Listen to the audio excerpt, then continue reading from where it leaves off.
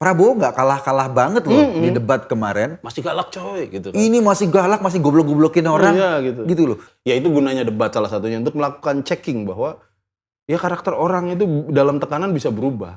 Satupun nggak ada data yang diangkat, satupun tidak ada informasi penting yang disampaikan kepada publik. Yang harus lo berlomba dengan orang lain. Dan orang lain sebagai kompetitor, dia jadi kena mental.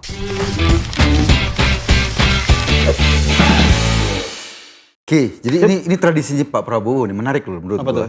Setiap kali dia selesai debat Pilpres ya, debat di KPU yang diselenggarakan oleh KPU, pasti besoknya dia bikin acara internal. Kemudian di acara itu dia menumpahkan seluruh unek-uneknya di orang-orang yang selama ini memujanya. Gitu loh. Pada debat pertama kita tahu dong kata-kata etik, dasmu etik gitu loh. Yang katanya bercandaan itu. Katanya bercanda. Soal etik, dasmu etik. Dan kemudian mereka bilang, enggak Pak Prabowo biasa kok bercanda dasmu etik. Oke. Nah kan debat ya, debat ketiga ya. Terus setelah debat itu Pak Prabowo bikin lagi tuh forum. Forum di internalnya biasa lah. Yang Prabowo ngomong apapun, bertingkah apapun, gak ada yang bebas, protes, gak ada yang berani lah ya. Akamsi lah. Iya, pokoknya apapun Prabowo ya sudahlah, mantap lah, hebat. Dia ngomong lagi. Dalam debat kemarin ada yang bertanya soal tanah. Dia itu sebetulnya pinter atau goblok? Goblok apa bahasanya gitu? Iya, goblok. Punya tanah berapa, punya tanah ini gitu.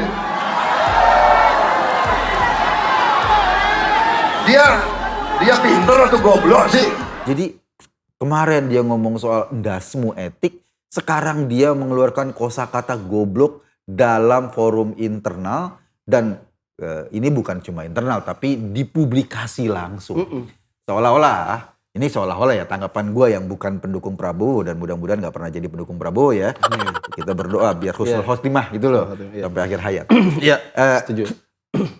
Ketika dia ngomong soal dasmu etik, dia ngomong soal goblok di forum, dia tuh ingin menunjukkan jati dirinya dia sebagai seorang pemimpin. Iya.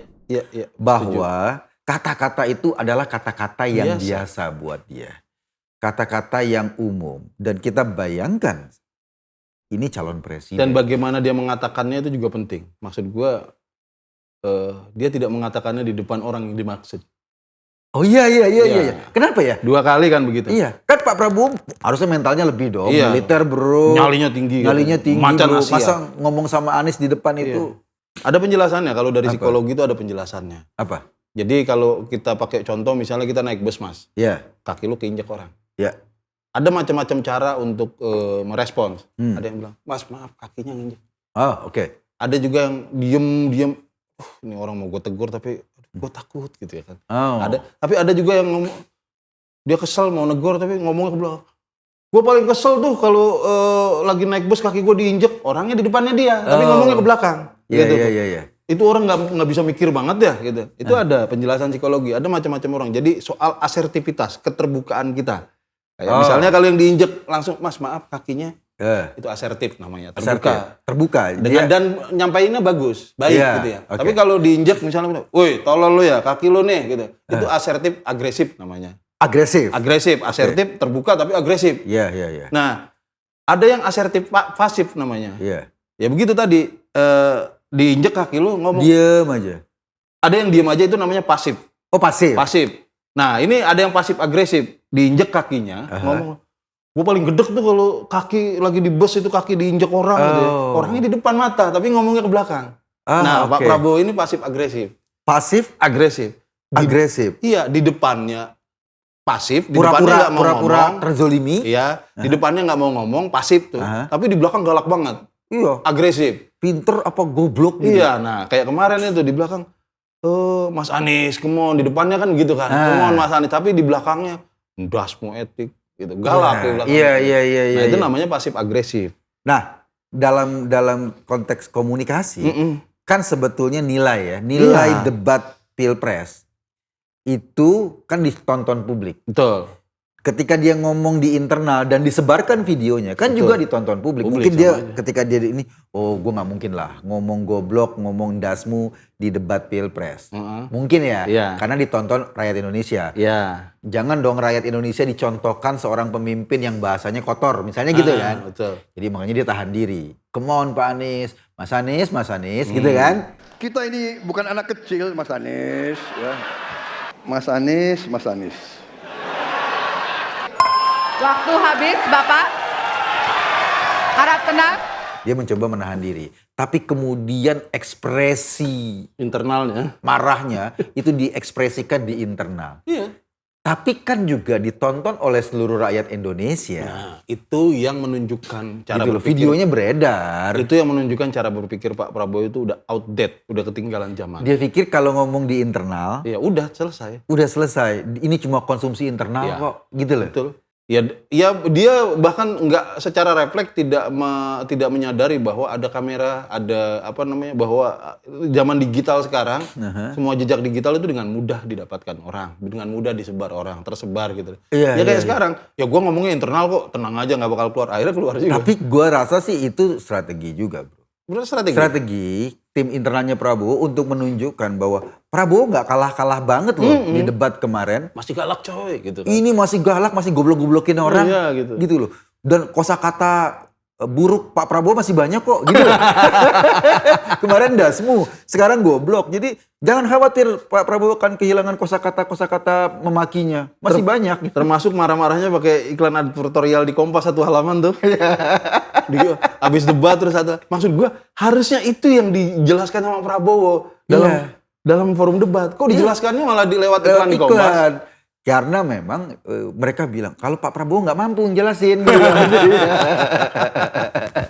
Ya gimana ya? Ya mestinya ya itu gunanya debat salah satunya untuk melakukan checking bahwa ya karakter orang itu dalam tekanan bisa berubah. Iya. Karakter seseorang itu bisa dalam tekanan. Ya lu bisa ngomong dia nyalinya setinggi langit, urat takutnya udah putus dan lain sebagainya. Tapi ketika debat kan ya kelihatan nggak segitu-gitu amat. Nggak gitu-gitu amat gitu loh. Ya jago kandang lah ya. Iya, gitu kalau lah. di kandangnya sendiri oke, gitu loh. Terus kemudian yang menarik nih Ki ya, sebutan gobloknya Pak Prabowo. Karena Anies menanyakan soal luas tanah yang dikuasai sama Prabowo atau yang dimiliki oleh Prabowo. Dikontraskan dengan kesejahteraan anggota TNI. Ya, kan bahwa banyak anggota TNI atau prajurit-prajurit TNI yang memperjuangkan nyawanya hidup mati demi bangsa ini, ternyata ketika dia pulang ke rumah, keluarganya belum punya rumah gitu. Anies kan pengen ngomong gitu ya, jangan sampai dong petinggi-petingginya malah menikmati tanah yang beribu-ribu hektar. Betul. Dan kemudian tanah itu malah tidak produktif misalnya gitu ya.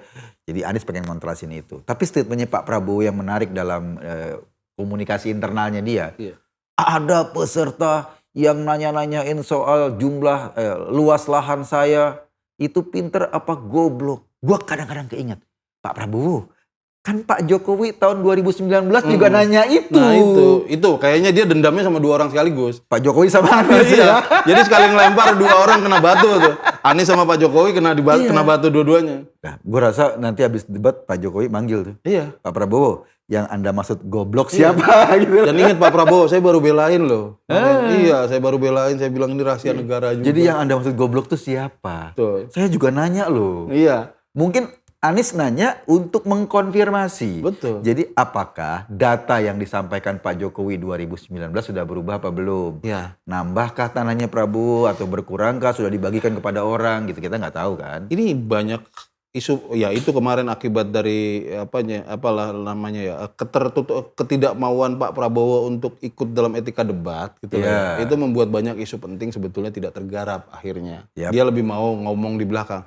Isu-isu kayak Rohingya, pengungsinya. Ya, Palestina dan lain sebagainya. Palestina dia ngomong kemarin. Gitu. Gaza itu contohnya tuh kalau negara lemah ditindas begitu ya, contohnya begitu. Seolah-olah ya terima aja takdir lu gitu, lu lemah. Iya, jadi seolah-olah malah menyalahkan rakyat Gaza gitu loh, menyalahkan rakyat Palestina. Iya. Padahal ya kelemahan itu kan didesain kan. Betul.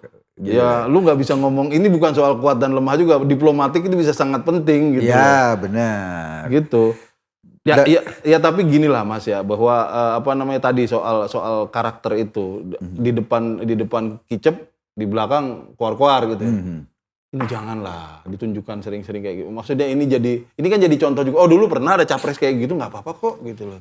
Oh. Itu kan jadi contoh buat selanjutnya. Dan yang kedua ya, penampilnya katakanlah Pak Prabowo sendiri itu seolah-olah nggak mau ngapa-ngapain di debat. Iya, satu pun nggak ada data yang diangkat. Satu pun nggak ada data yang diangkat, satu pun tidak ada informasi penting yang disampaikan kepada publik pada saat itu. Dan ini tema jagoannya dia harusnya. Iya, dan kemudian para pendukungnya malah mendatangi meja meja moderator. Iya, ini luar biasa menurut gua. Aturan hukum etik udah kayaknya udah nggak ada. Bagi mereka itu memang etik, kata-kata kasar, mereka udah nggak penting sama substansi ya. Iya. Kan mereka harusnya punya LO kan ya, liaison officernya. Kalau mereka ada problem, tinggal diomongin sama liaison officer berhubungan sama KPU. Ya. Penyelenggaranya KPU bukan moderator saat itu. Dan KPU jelas bilang itu nggak berlebihan itu. Yang dilakukan oleh tim mereka berlebihan sampai nyamperin moderator. Iya, dan yang menarik ya, ini kan katanya dia protes Grace Natali dari PSI itu protes karena ketika tim kan ada tim 01, 02, 03 pendukung. Pendukung. Kemudian di sana itu ngangkat-ngangkat jari 3 ketika Pak Prabowo lagi ngomong. Nggak ngomong, cuma ngangkat-ngangkat jari 3 ketika Pak Prabowo lagi. Itu yang diprotes kencang. Di satu sisi ada video beredar pendukungnya yang ngakunya dibawa sama Hasim adanya Prabowo. Hasim adanya Prabowo ke KPU. Itu teriak-teriak Anies bacot Anies atau bangsat. Anies bangsat, gue nggak tahu. Iya. Anies bacot. Semua. Dan buat mereka itu sah. Iya. Karena apa? Karena cuma teriak Anies bangsat atau Anies bacot. Kan kita nggak dengar ya karena videonya kan samar-samar.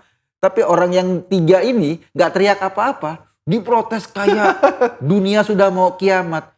Ini orang yang ngomong itu lucu kan, ketika ditegur, Bu, ini ganggu dan lain. Saya ini undangannya Pak Hasim loh. Iya, terus kenapa gitu? Ya, kalau undangannya Pak Hasim boleh, maksudnya gitu. Kalau undangannya Pak Hasim boleh dong ngomong bangsat gitu kan. Boleh dong ngomong bacot. Ini udah kebiasaan internal kali gitu mungkin kali. Ini memang sudah budaya kita. Aduh, gimana ya? Iya. Dan karakternya sih menurut gua nggak berubah ya dari 2014, 2019, sampai sekarang pendukungnya Prabowo ya nggak, kurang lebih sama begitu. Nggak peduli aturan, nggak. Ya gitu lah. Iya, karena mereka merasakan bahwa secara psikologis ya Pak Prabowo kan selalu dikelilingi dalam wilayah. Pak Prabowo kan tidak pernah memenangkan kontestasi. Iya, betul. Ya, jadi ketika dia jadi ketua Gerindra, memang partai yang digagasnya sendiri. Jadi tidak pernah ada pemilihan ketua, kemudian Prabowo lawan siapa. Dulu gitu. pernah dia ikut konvensi Golkar urutan 5. Kalah. Capres urutan 5. Ya, kemudian dia ikut jadi cawapresnya Bu Mega juga kalah. HKTI yang kita nggak tahu tiba-tiba jadi ketua. Iya, HKTI, tapi HKTI jadi pecah-pecah gitu kan. Gitu. Terus kemudian beberapa kali dia nggak pernah memenangkan kontestasi. Iya, betul. Semua yang dia dapatkan itu privilege atau katakanlah yang didapatkan dari keluarga, dari lingkungan, orang tua, mertua Dari dan lain-lain. dari zaman militer juga ketika dia jadi menantunya Soeharto juga dia nggak normal gitu loh. Naiknya itu nggak normal gitu loh. Jadi terbiasa tidak berkontestasi sehingga ketika harus berhadapan dengan kontestasi yang harus berlomba dengan orang lain dan orang lain sebagai kompetitor, dia jadi kena mental. Betul. Akhirnya nggak pernah. Harusnya gue nggak diginiin nih. Gitu. Iya. Harusnya gue diistimewain. Gue harusnya udah dilantik jadi presiden. Gitu loh. Nah ini juga yang kita ngelihat kalau Pak Prabowo bikin tindakan apa-apa yang tidak sesuai aturan kemudian ribet banget deh. Banyak banget pihak yang harus belain. Kasus di Cilincing kemarin itu. Dia sampai Universitas Pertahanan turun, Kemhan turun, partai turun, Buzzer turun gitu. Iya. Ini kesalahan satu orang yang manggul banyak banget gitu loh. Untung Pak Jokowi nggak komentar loh kasus Cilincing loh. Untungnya itu belum. Pak Jokowi cuma ketika habis debat ya langsung kemana ke Banten. Bagi-bagi sembako, di belakangnya ada apa? Ada balihonya Pak Prabowo. Iya. Makanya sampai ketika debat, ya presiden harus turun, menteri harus turun, ini turun untuk bantuin dia gitu loh. Jadi, bersihin bekas. Bayangin ketika dia nanti jadi presiden. Iya. Itu, aduh. Ya nangis-nangis kita kalau dia dikritik. Ya Allah, presiden kita dikritik. Ya Allah, presiden. Jadi nanti kalau misalnya di forum internasional kebijakan Indonesia misalnya soal CPO kayak kita bertempur sama Uni Eropa Uni kan. Eropa.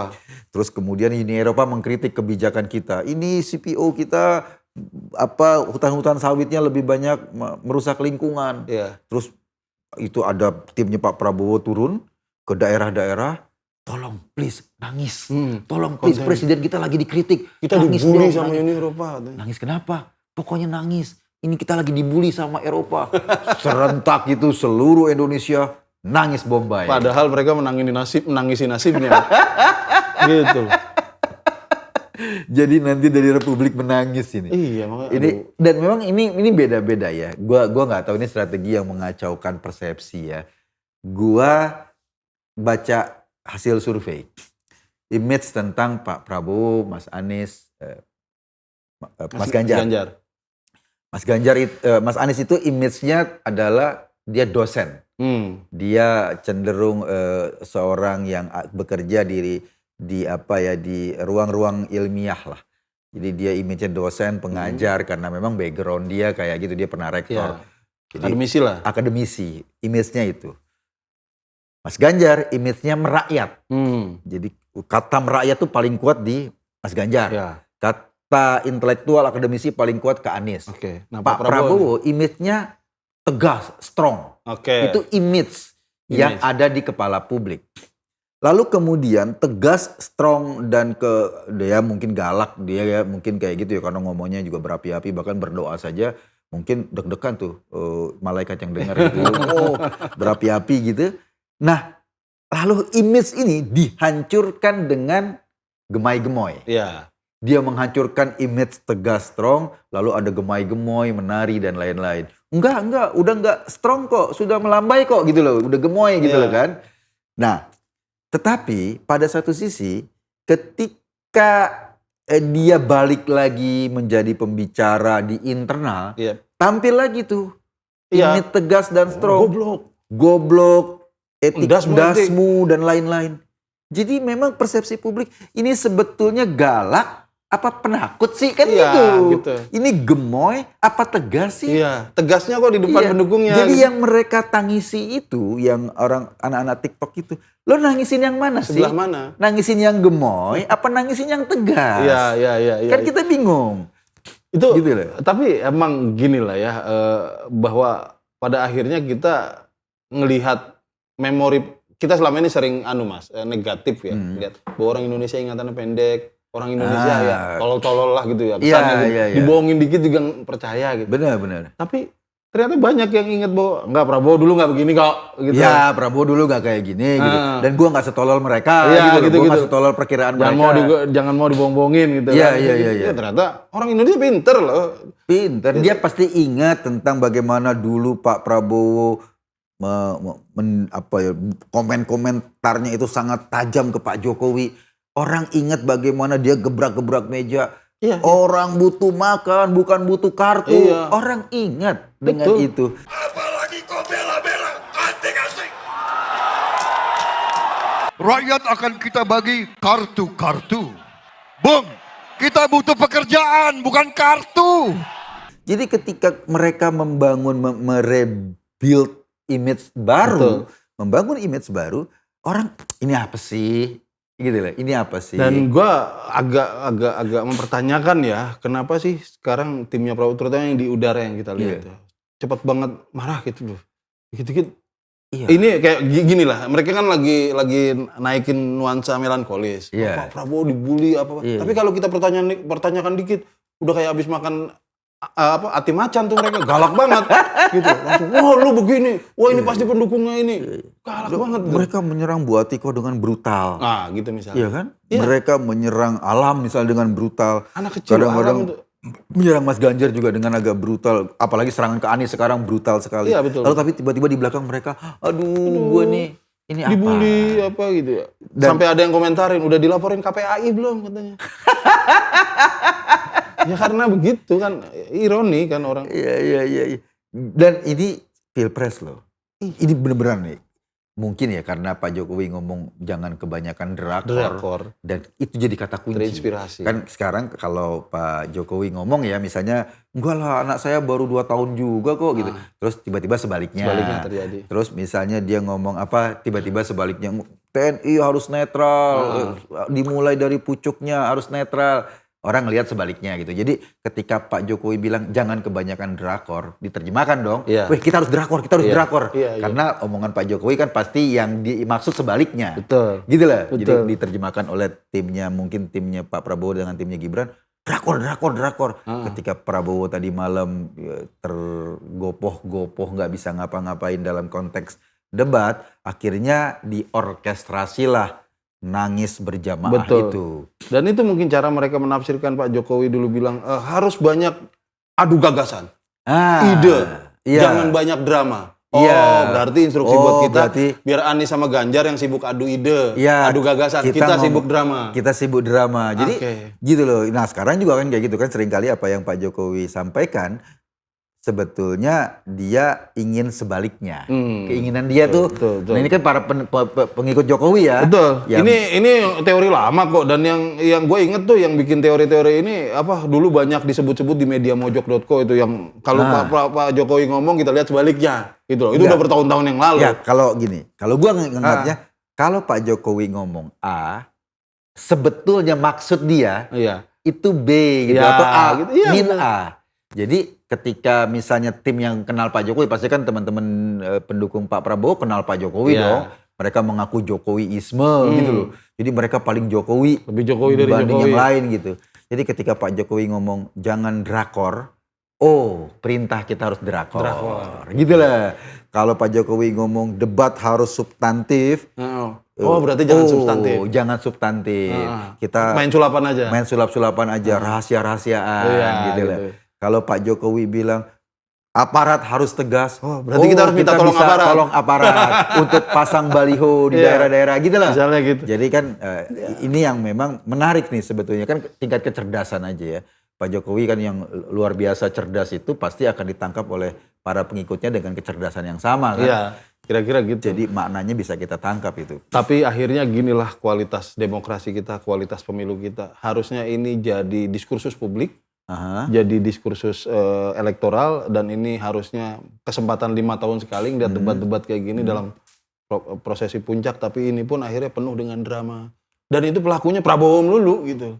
Oh ya, tahun 2019 sujud syukur. Iya. Itu kan drama Iya, kan. iya. Belum juga menang udah sujud syukur. Ketika udah ditentukan siapa pemenangnya, geruduk Betul. KPU, KPU, Bawaslu gitu loh. Ada korban juga. Begitu melulu. Cara Pilpres ini, bahkan dulu tahun 2019 gue inget banget tuh sebuah statement. Nanti kalau ada pemilu lagi jangan ajak Prabowo ya. Jangan kasih tahu Prabowo. Karena pasti ribet. Gua khawatir, Mas. Dan sekarang Gua khawatir ini pernyataan ini semakin bertambah nih. Besok kalau ada debat kandidat lagi jangan kasih tahu presiden, ribet soalnya.